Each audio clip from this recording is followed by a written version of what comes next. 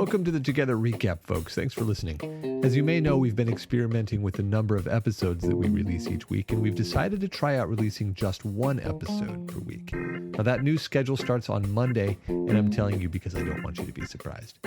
Now, we'd love to know what you think of our various schedules and of these recap shows, so don't be shy. Email me at host@together.guide with any questions or ideas that you may have. We look forward to hearing from you. Now on to our recap with Dr. Michelle Wong. I'm here with my good friend, Dr. Michelle Wong, and we're going to respond to some listener mail. Yeah. And then we're going to talk about a show, Akriti and Amandeep. Yeah. Okay, so the letter. Do you want to read it or the question? The question, so I'm going to summarize. Oh, yeah, just paraphrase it. That makes it easier anyway. Paraphrase it for you. So it has to do with fighting. A couple wrote in, the boyfriend in the relationship wrote in and talked about, so basically asked for advice on how to handle, he asked if it was normal to fight about, quite frequently about things that he deemed petty, things that felt small, laundry, groceries, not putting the cap back on something, or things like that he felt like didn't really warrant the kind of explosions that ended up happening between him and his girlfriend. They've been dating for a while, about 5 years, and that these fights keep coming up, and they don't always have a recurring theme that they're aware of, but the theme is that they fight a lot about petty things. And so he's sort of asking, is this normal? What do we do? It doesn't seem like, because I think his impression is that people go to couples therapy or kind of seek out advice and help if the issues are really big ones. Right. So what do you do when an issue is smaller in comparison? The answer that comes to my mind first is, well, he just doesn't recognize the issue. Right. The issue is present, because it's certainly not the laundry. Right. Exactly. And but the laundry is the clue that there is an issue, right? Mm-hmm. It's the flag. Mm-hmm. Yeah. So what's your initial response to that? So it's pretty much what you just said, that I think if we really think about it, we have some fundamental trust in our partners that they're not exploding out of proportion over, an eggplant or, laundry or something like that. Like, we should have some trust that that's probably not the issue. And well, actually, you're about to say the important thing, but let's just flag what you did say, which is that, or insinuated, which is that there are people who do explode out of proportion, and that's not really what we're going to talk about here. That's essentially abuse. Right, and right, exactly. And if that's, we're not talking about that. And we're not talking about that. And by the way, if that's something that you're seeing in your relationship or in a relationship with somebody that's close to you, you got to seek help for that. Mm-hmm. Absolutely. Okay, so in the situation that we're talking about, we're assuming it's not abusive, but they are having these reactions to what appear to be minor issues, and so you've got to have some trust in your partner. You're saying, which seems right to me. Yeah, if you love your partner and it's not an abusive relationship, you've got to know that maybe it isn't the laundry, but they are blowing up for something that's relevant. Mm-hmm.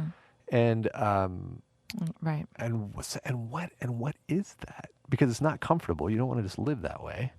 Right. I think that, I think it's whenever you have that reaction that's like kind of exactly what this listener wrote in to us, which is like, something along the lines of her reaction was so, so kind of strange and confusing to me because all I did was X, Y, and Z. And I think anytime that any of us have that thought, we should listen to that thought. Right. We shouldn't dismiss it as, I think it's easy to dismiss it as, well, my partner is insane. And, this is really kind of, petty stuff. I think we have to listen to that confusion and explore that. And I don't know, with every person it's going to be different, but I imagine there is a deeper threat, a perceived or real threat to the connection of that relationship. Which is why they're dismissing it by saying, "Oh, well, she's just crazy." Right. By the way, that is such a great insight. You know, when I'm really frustrated in my own relationship, when she's it's usually when she's angry with me for something that I didn't see coming or that I don't think is a big deal. Mm-hmm. I'll say that. I'll say, "Crazy," Mm-hmm. and it's so dismissive. Yeah.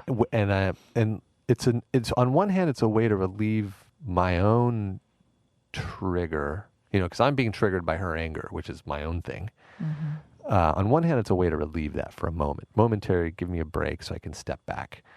And I think in that sense, it's probably okay. But the way in which it's dismissive and has me not do what you're saying needs to be done, which is give credence to that something is happening with the person you love. Yeah. That's when it's counterproductive. And so I've been noticing it more often and using it as a clue in my relationship. All right, it's time to look at something here. Mm-hmm. But it's uncomfortable, which is why I said she's crazy in the first place, because there's something uncomfortable. Right. Right. Yeah. So I mean, I think there's a lot of different ways that we handled that sort of discomfort that you're talking about. And one of the ways that we do it is to dismiss it, or to kind of place that responsibility on our partners, perhaps, undermining their ability to, sort of not trusting, as I said earlier, that there's something deeper here. If we begin to explore that, as I see so often in my sessions with couples, there's almost always this underlying sort of there's this sense that there's this inner child in all of us that is kind of that's being activated for whatever reason, right? We all get activated. Our inner child gets activated for different reasons, but it gets activated. And the reason why it's activated is because it doesn't feel safe in that moment. And so I would recommend this listener to explore that with his partner. But say more about that. So you're saying explore why the inner child was activated. Yeah.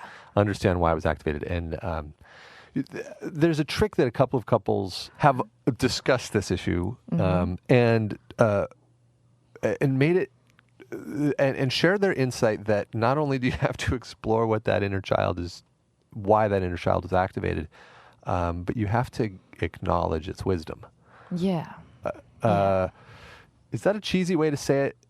You have to acknowledge what it's trying to communicate, because we call it the inner child, and that phrasing has a certain connotation, Sure. A Berkeley-esque connotation. But really, all we're saying is that there's an unconscious alarm bell going off.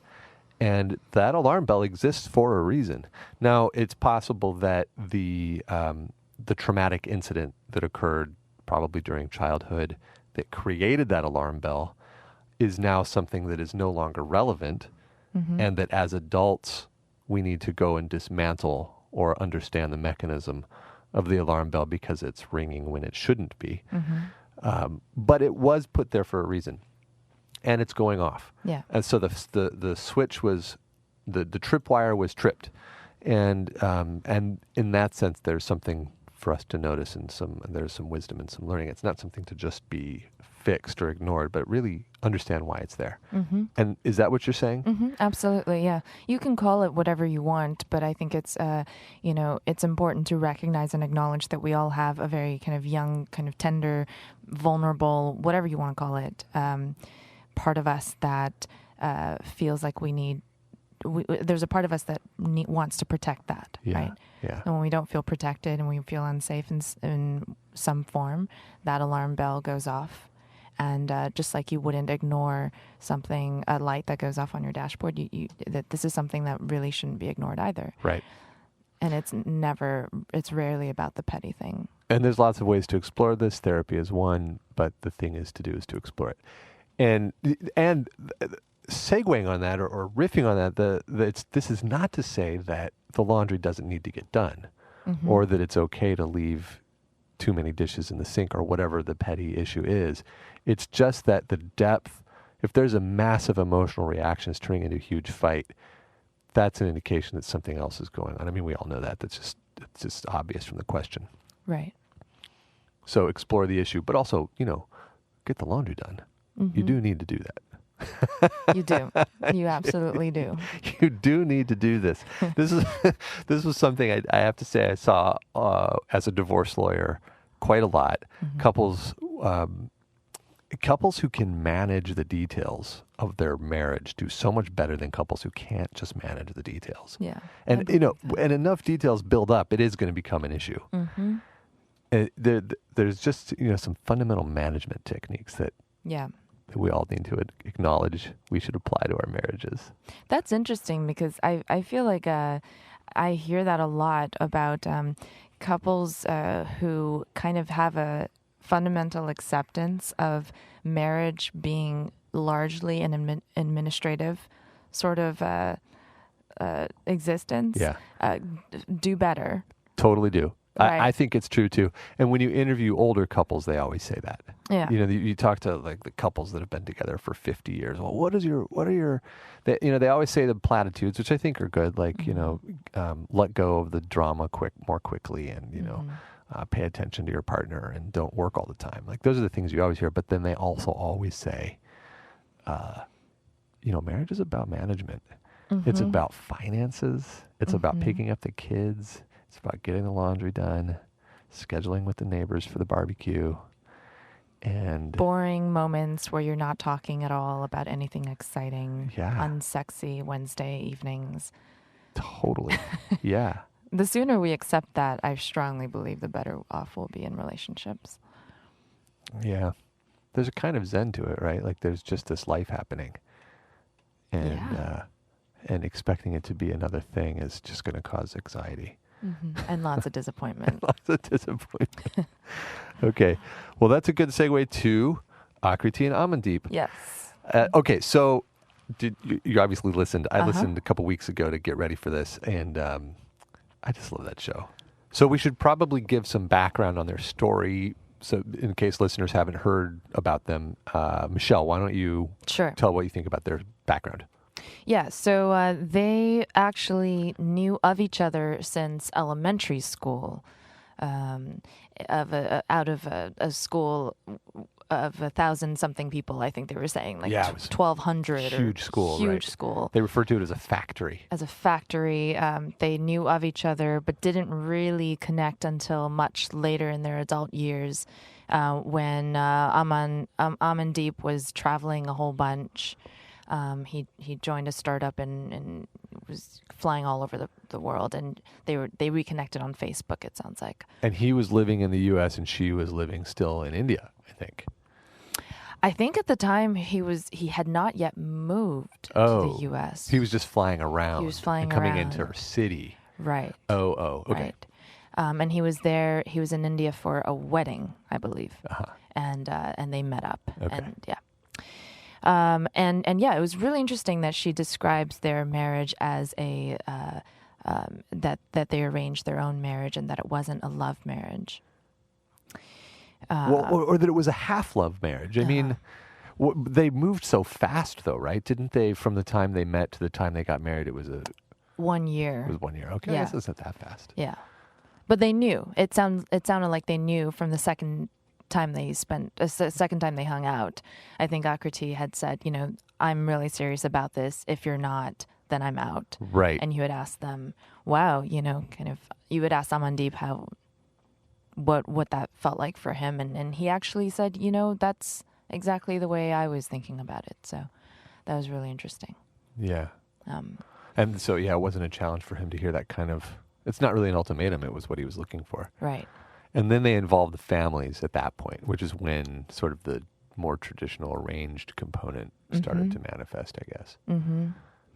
Yeah, one thing that I really, really enjoyed about them was, at one point Amandeep said something really quite beautiful. He said that when people get married, they have an impression of what their partner is like prior to the marriage. And then what they tell themselves is, I want more of that. And so by marrying that person, I'm going to get more of that. And therein lies a fundamental flaw, right? In that people assume that people don't change, and that we assume that our partners are going to stay the same, and that dynamics are going to remain static in some ways. So, he had said that, the dynamic is going to be constantly shifting, and there are no expectations. There's only one context, which is, I'm going to make a life with this person. Yeah, they were very comfortable with the changing nature of themselves and their relationship. Yeah. Their underlying philosophy was this concept of bringing peace and harmony to their life. Yeah. Would you think that was the underlying philosophy of the marriage, or just the underlying philosophy of how to deal with disputes? I felt like that was an underlying theme throughout their whole relationship. Certainly, probably more pronounced during disputes, but Yeah. but it really did feel like there is this that was a priority for the both of them. Right, to not sweat the small stuff, I think he said something along those lines. And just speaking of disputes, that was why we wanted to read the letter that we did at the beginning of the show, because it's a nice introduction to the concept, or something that you saw in the way they handled that dispute. So they tell a story about a dispute over whether or not to sell an end table. And the summary of the story is, they had agreed to sell the end table, all of this furniture, including the end table. And Akriti put some time into getting that handled on Craigslist, and a buyer showed up. And then I don't remember why it worked out, but she decided she needed to confirm with Amandeep. And he said, well, maybe we don't sell the end table. And then that triggered her. I don't think that she confirmed with him. I think he knew that morning she was about to sell it, or about to give it away, I think it was. Oh, yeah, they're giving it away, yeah. He reached out to her and said, hey, what would it feel like for you if we don't give it away and we sell it, or something like that? Right. And she got triggered. And when I explored the question, you saw something deeper, but when I explored the question with them, what we got down to was that they both needed respect from one another in the interaction. She needed to feel the respect that he was respecting her time that she'd put into doing this thing. He was going to stick to the agreement that they had already made, and was going to treat her, to take account for her time, because she was also working, and etc. Right. And he needed to know that she was acknowledging his considerations and his optimizing for finances and optimizing for resource management. Right. And they both felt in the interaction like they weren't getting that respect from the other one, and it blew up a little bit. But you saw something different, and I'm curious what that was. Yeah, well, a little bit more background for the listeners. So Aman describes himself as a optimization junkie, and Akriti also sort of supports that statement, and that he sort of always tries to make sure that he's making the best possible decision. Right. And this has led to some analysis paralysis, and and initially when they were talking about this, they were referring to kind of more pragmatic administrative life decisions, such as this end table situation, right? But I think that what I heard, and I heard this because I kind of imagined how I might feel if I'm in a dynamic like that, and hearing that Akriti was, there was one point where she really emphasized that the part of the reason why this triggered her was because they had made this decision together, that this was a decision that was already made. It was final. And then Aman came back, a few hours later and said, hey, what if we switch things up? In other words, he started to second guess their decision, or his decision. Yeah. Right. So this idea that he is someone who chooses the best possible option at that time, until another best option comes along, then there's a possibility that he will change his mind. And I think that that's something, if we look deeper into that vulnerable alarm bell that we were talking about earlier, the part of us that feels like all of a sudden unsafe and something is threatening the connection. I think if we apply that to this end table conversation, we can see that it's quite possible, I think, that there's a part of Akriti that felt that was a kind of putting herself in the middle of this situation, thinking, he chose me to be his wife, he chose me to be his partner because I was the most optimal choice. What if something better comes along, right? Will his optimization be as fleeting as it has been with the end table? So that's interesting. So you're basically saying that in some sense, his optimization led to his choosing her, and that for her that was very comforting. Doesn't sound very romantic, but maybe that's not what it's about for them.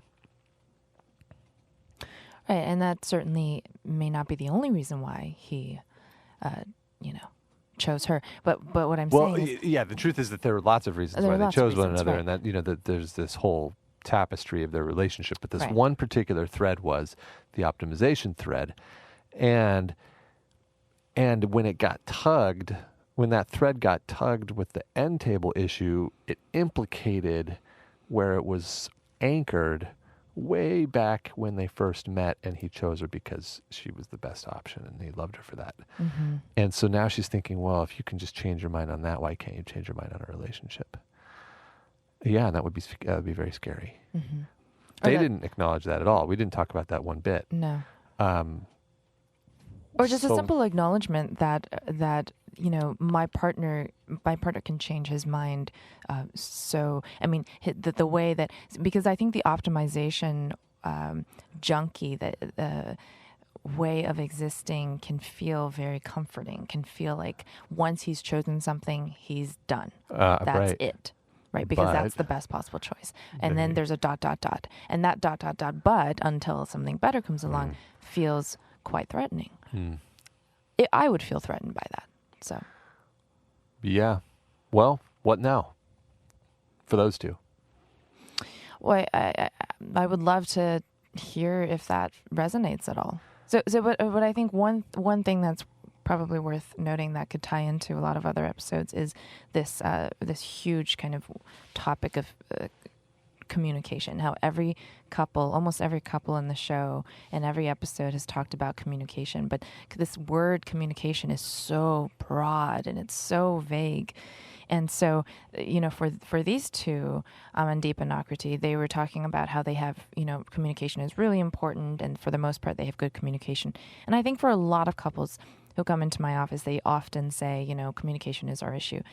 I don't know that communication is as critical a thing to explore as the sort of bringing the unconscious to the conscious, right? Because otherwise we could keep on communicating about the surface stuff without really, we can keep communicating about the side table. Well, the communication question also troubles. Communication is one of the reasons I wanted to do this show, because you ask couples what makes a relationship successful, and they say communication. It's the first thing anybody ever says ever. Right. But it doesn't really mean anything because it's, as you said, such a hugely broad term. And so I have inquired on this show, what the heck does it actually mean? And what we've gotten to on this show, for the most part, is it's a component of trust. Mm-hmm. That communication, that a functional relationship means you are fully self-expressed and you can trust that whatever you say is going to be okay with your partner if it's an expression of who and what you are. That's communication. Or maybe a similar concept would be, if there's something that's tickling you, you can say it. You have the freedom to say it. And in fact, you probably should say it, because yes, there will be maybe some work to do in the relationship once it's been communicated. But if the relationship can't take it, the relationship is the wrong relationship. It's got to be able to handle that truth. So again, it's a kind of like a truth. It's a trust. It's a factor of trust. But you're saying also, because communication is this huge, broad concept that nobody really knows what the heck they're talking about when they say it, actually the more important thing is to explore those unconscious truths. Right. It in short, awareness. Awareness. So when we talk about communication, I think we're actually talking about, as you said, trust. Trust that our partners won't run away, when we tell them the truth. We're talking about awareness, bringing unconscious to the conscious, figuring out what the sort of deeper issues may be that we're not talking about. Trust, awareness, attunement, learning how to stay connected and still have differences. I think these are all sort of variants of communication, but we do talk so much about. And we talk about, a lot of couples come into my office and say we have trouble with communication, and 3 months later we discover they're not having sex. So there's that component too, right? So there's so much about communication if we unpack it. Yeah, but just not to step over what you said, I want to repeat it again, that the process of bringing the unconscious to the conscious, I mean, that's the beautiful game. That's the whole thing, right? Yeah. Isn't that this is the whole thing? Yeah, I think so. I really think so.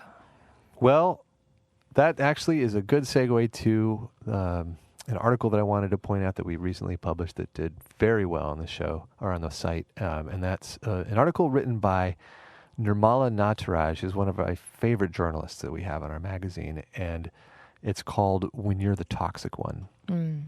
She had an insight that, in fact, she was the one who was the problem in a particular dynamic and possibly in the relationship. Wow.